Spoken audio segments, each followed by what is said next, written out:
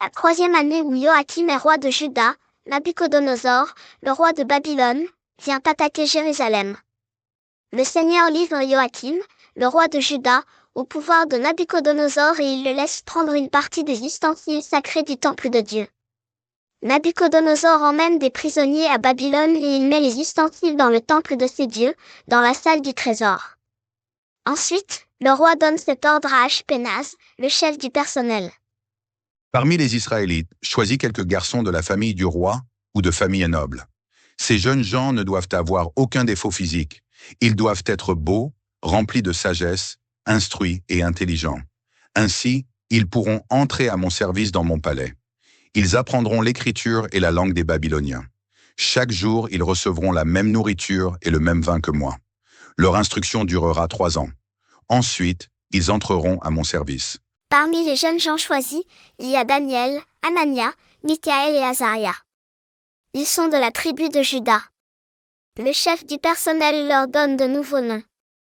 Daniel reçoit le nom de Beltassar, Anania celui de Shadrach. Michaël reçoit le nom de Méshach, et Azaria reçoit celui d'Abednego. Daniel est bien décidé à ne pas devenir impur en mangeant de la nourriture du roi et en buvant de son vin.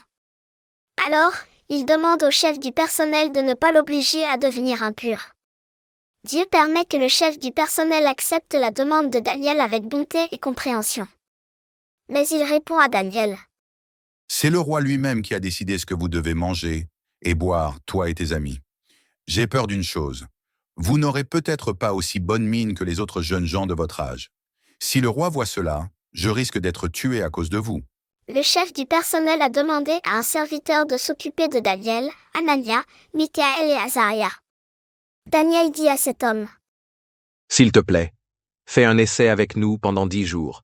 Donne-nous seulement des légumes à manger et de l'eau à boire. Ensuite, tu pourras comparer notre mine à la mine des jeunes gens qui mangent comme le roi. À ce moment-là, tu agiras envers nous, suivant ce que tu constateras. Le serviteur accepte cette demande et il fait un essai avec Daniel et ses amis pendant 10 jours. Au bout des 10 jours, ceux-ci ont meilleure mine que tous les jeunes gens qui mangent comme le roi. Et ils se portent mieux qu'eux.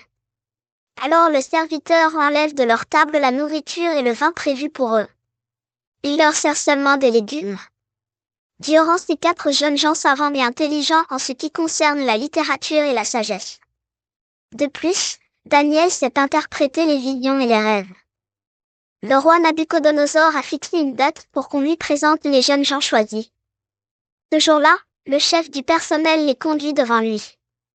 Le roi parle avec eux tous, mais personne n'est comme Daniel, Anania, Michaël et Azaria. Ils entrent donc au service du roi. Le roi leur pose des questions sur des sujets qui demandent de la sagesse et de l'intelligence. Et ils trouvent leurs réponses 10 fois meilleures que celles des devins et des magiciens de son royaume. Daniel reste au service de Nabuchodonosor jusqu'au moment où Cyrus devient roi de Babylone.